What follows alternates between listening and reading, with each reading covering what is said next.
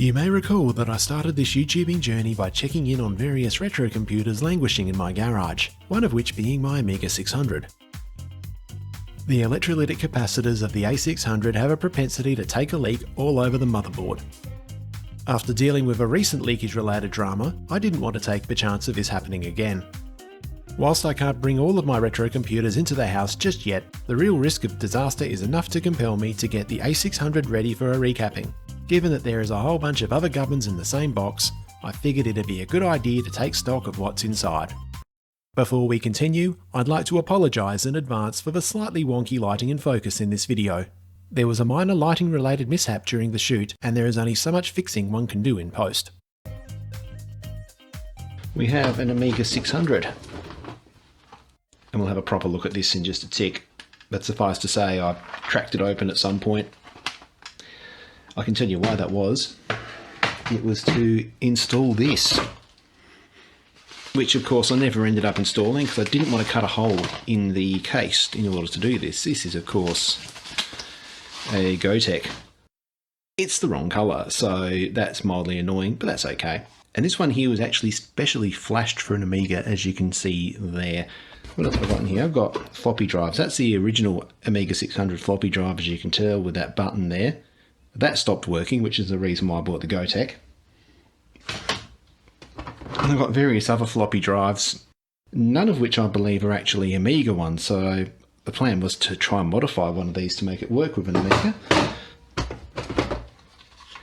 Such as this delightful Panasonic. I do know there are some Panasonics that don't need much in the way of modification, but again, that's a topic for another video, I reckon. Yet another Panasonic JU257. Oh, and another Panasonic JU253, or with a Sony mechanism. Well, why has that got electrical tape on the bottom? I have no idea.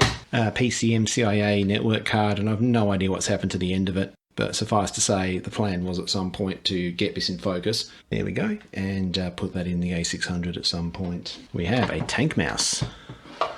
A proper legit Commodore tank mouse. Now it's scary, those actually fetch quite serious coin by themselves, because as we all know, many sellers have this lovely habit of breaking up full systems and selling the bits because they make more money that way. Some of these cables may or may not work with this, I don't know, but there we go. And an external floppy drive for an Amiga. What I'm actually thinking is, do I put the Gotek in here? So that way I've got a nice external Gotek that I can use with the Amiga 600 rather than cutting up the case.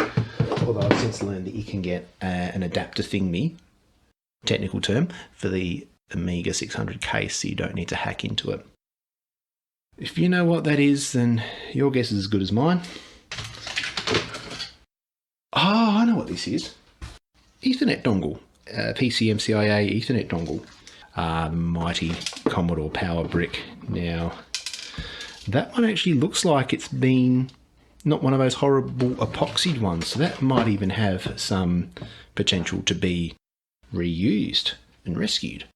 But I'm going to be running that across a multimeter before I let it anywhere near the 600. And yet another floppy drive of, well, nondescript nature. I have no idea what this is. Well, it's a floppy drive, obviously.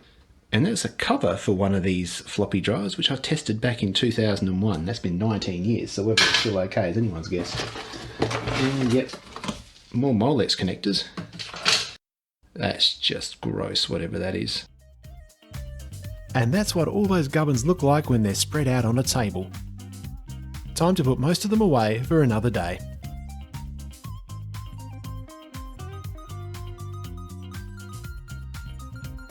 Before I crack this open, let's just have a look at these. Now this one here actually has an interesting note. It says, needs 44-pin IDE cable, eBay, new floppy disk drive, Argentina hack? It turns out that I stumbled upon a forum post made by an enterprising Amiga user from Argentina, explaining that they'd found a way to make certain PC-compatible 1.44 megabyte 3.5-inch floppy drives play nicely with Amigas. Knowing that I'd probably forget to bookmark the link, I scrawled Argentinian hack onto that sticky note. Looks like there was a method to my madness after all. My A600 is fitted with a revision 1.5 board, produced sometime around late 1992. Here's a fun fact. The Amiga development team used to refer to various Amiga models by internal code names, each of which is a homage to the B-52s. The Amiga 600's internal code name is Junebug. For what it's worth, the Amiga 500's code name is Rock Lobster. The overall internal condition of this machine appears good for its age, although the shielding around the RF modulator and memory expansion unit show signs of oxidisation. I've also spotted the remnants of some sketchy soldering, which came about as a result of modding this A600 to play nicely with 3.5-inch IDE devices, which were cheap and abundant when 2.5-inch IDE devices were still scarce and expensive. Back to those capacitors. It's these capacitors that are always going to give you the grief. It's these ones here. There's a couple over there, one over there, and a few over there. I don't trust myself to do surface mounted stuff.